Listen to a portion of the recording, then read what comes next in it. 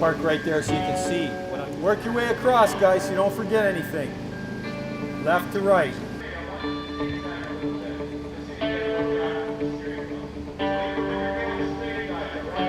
You got to go slow enough so that your mind, your brain, is always ahead of the machine. Understood? Today I teach you how to be a forklift driver. Tomorrow I teach you how to be a machine operator.